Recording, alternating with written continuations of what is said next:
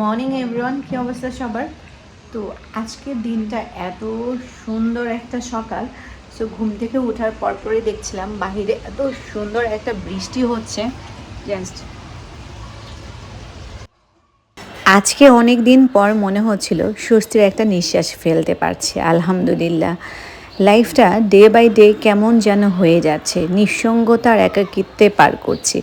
তারপরেও এই বৃষ্টি এক ফোঁটা আনন্দ দিচ্ছে আজকে, আলহামদুলিল্লাহ। সো আমার কাছে মনে হচ্ছে এইরকম একটা ওয়েদারে যদি একটা গরম গরম কফি না হয় তাহলে কি হয়। তো আমি এখন কফি নিব না, বাট একটা গ্রিন টি নিয়ে আসবো নিজের জন্য। আর এই বৃষ্টির সাথে খেতে খেতে আমি আমার গ্রিন টিটা উপভোগ করব।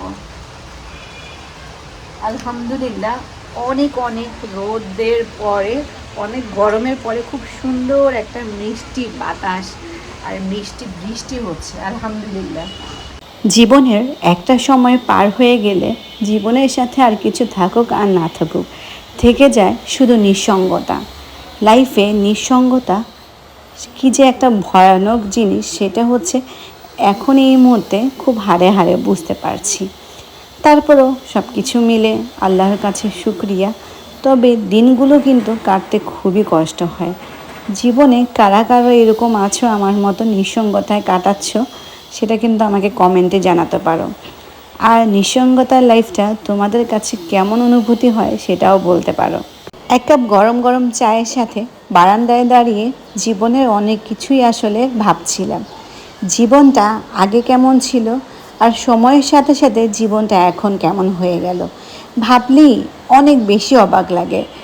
সময়ের সাথে সাথে বা বয়সের সাথে সাথে জীবনটাও পাল্টাতে থাকে, কি তাই না?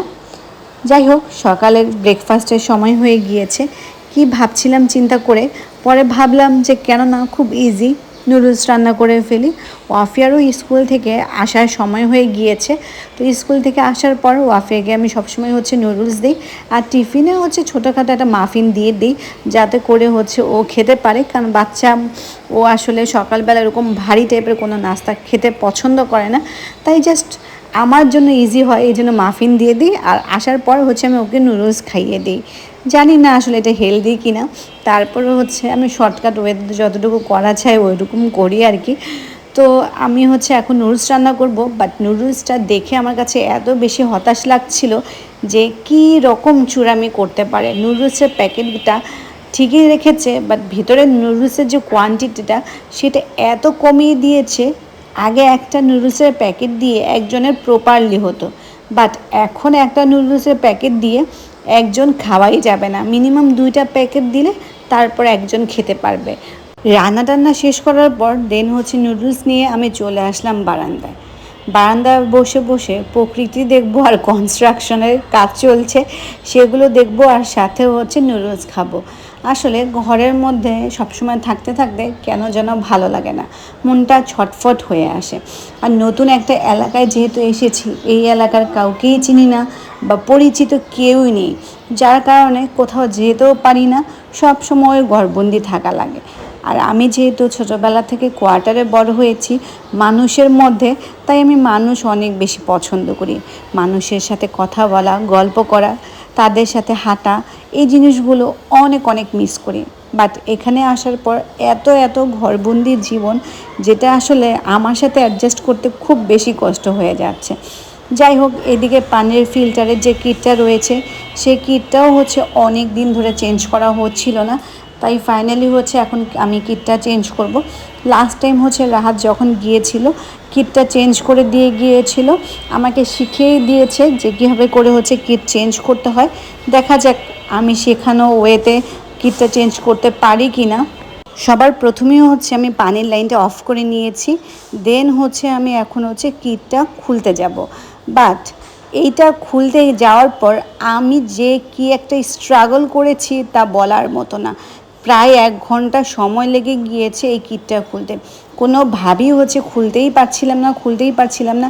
আমি ট্রাই করেছি, প্লাস আম্মু ট্রাই করেছে, আব্বু ট্রাই করেছে, সবাই একসাথে ট্রাই করার পরেও কোনোভাবেই আমি এটা খুলতে পারছিলাম না। পরবর্তীতে ব্যর্থ হয়ে যাই। পরে চিন্তা করলাম যে এটার সাথে হচ্ছে দুইটা হচ্ছে এই কিট খোলার হচ্ছে কি বলে এটাকে, যাই হোক এটা দিয়েছে, এগুলো দিয়ে ট্রাই করে দেখি খোলা যায় কি না। রাহাতকে দেখেছিলাম ও হাত দিয়ে কীভাবে যেন খুব ইজিলি খুলে ফেলেছে, বাট আমি যখন খোলার চেষ্টা করছিলাম এত টাইট যে কোনোভাবেই হচ্ছে এটা ঘোরাতেই পারছিলাম না। পরে যাই হোক ফাইনালি হচ্ছে আমি চিন্তা করেছি এটা দিয়ে খুলে দেখি যে খুলতে পারি কি না। তারপর হচ্ছে আমি হচ্ছে যে যন্ত্রটা দিয়েছি সেটা দিয়ে হচ্ছে ট্রাই করছি, বাট ট্রাস্ট মি এটা দিয়ে খুলতেও যে কি কষ্টটাই না হচ্ছিল। পরে হচ্ছে আমি ওইখানে প্রায় 15 থেকে 20 মিনিট সময় কাটানোর পর ফাইনালি হচ্ছে আমি খুলতে পেরেছিলাম। আমাদের এই বাসার পানিতে এত পরিমাণ পানিতে আয়রন যে 15 দিন পর্যন্ত হচ্ছে একটা কিট যায় না, 10 দিন হাইস্ট। তারপরে হচ্ছে কিট প্রচুর প্রচুর প্রচুর ময়লা হয়ে যায়, যার কারণে 10 দিন পর পরই হচ্ছে কিট চেঞ্জ করা লাগে। না হলে তো আয়রনযুক্ত পানি খেলে পরবর্তীতে পেটে সমস্যা হবে। তো এটা হচ্ছে আম্মুর জন্য প্লাস হচ্ছে ওয়াফিয়ার জন্য, ইভেন আমাদের জন্য এটা অনেক বেশি খারাপ হবে। আমার জামাই যখন যাচ্ছিল তখন বারবার বলছিল যে আমি চলে গেলে তোমার লাইফটা অনেক বেশি ডিফিকাল্ট হয়ে যাবে, তখন তুমি হাড়ে হাড়ে বুঝতে পারবে। আমি ছিলাম তো, সেই জন্য সব কিছু অর্ডারের সাথে সাথে পেয়ে গিয়েছো, কোনো কিছুই আসলে নিজ থেকে করতে হয়নি, অর্ডার করেছো আর আমি সব কিছু করে দিয়েছি। আর এখন থেকে সব নিজেকে করতে হবে, সো তুমি বুঝবা যে লাইফটা আসলে কতটা ডিফিকাল্ট। সেটাই এখন আসলে আমি হাড়ে হাড়ে উপলব্ধি করতে পারছি যে একটা মানুষ না থাকা লাইফে কতটা একটা চ্যালেঞ্জিং একটা বিষয়। তারপরে অনেক কষ্টে আজকে চ্যালেঞ্জটা কিন্তু আমি কমপ্লিট করে ফেললাম।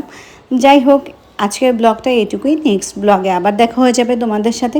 সে পর্যন্ত যারা যারা এখনও আমার চ্যানেলটিকে সাবস্ক্রাইব করেনি, প্লাস হচ্ছে আমার ফেসবুক পেজটিকে এখনও ফলো দিয়ে আসোনি, please do subscribe my channel. আর অবশ্যই কিন্তু ফেসবুক পেজটিকেও ফলো দিতে ভুলবে না। সো নতুন আর কী ধরনের ব্লগ দেখতে চাও সেটাও কিন্তু আমাকে কমেন্টে জানাতে পারো। আজকের মতো এটুকুই, আল্লাহ হাফেজ।